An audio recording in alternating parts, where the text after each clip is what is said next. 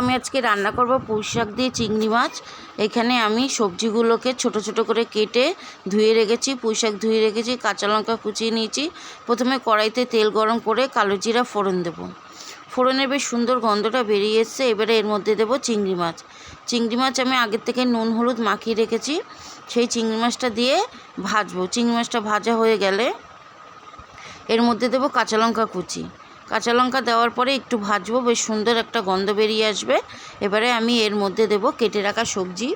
এখানে কিন্তু কুমড়ো, আলু, বেগুন আমি কেটে ধুয়ে জল ঝরিয়ে রেখেছি, সেই সবজিটা দেব এর মধ্যে, দিয়ে ভালো করে কষাবো।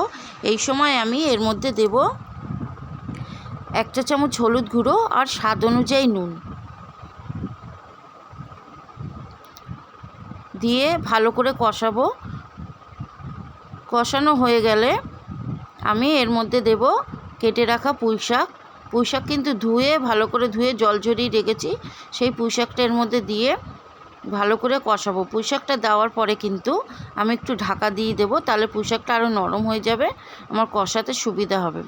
এই যে পুঁই শাকটা দেখুন জল প্রায় বেরিয়ে এসছে, এবার ভালো মতন কষাবো। যখন ডাঁটাগুলো সিদ্ধ হয়ে যাবে তখন আমি এর মধ্যে দেব 2 চামচ চিনি। আপনারা যে যেরকম মিষ্টি খান সেই অনুযায়ী দেবেন।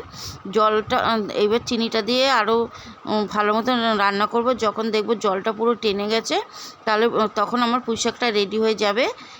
এই যে পুঁই শাক রান্না হয়ে গেছে। আমার রেসিপি যদি আপনাদের ভালো লাগে তাহলে লাইক, কমেন্ট, শেয়ার করে দেবেন। আমার চ্যানেলটা সাবস্ক্রাইব করবেন।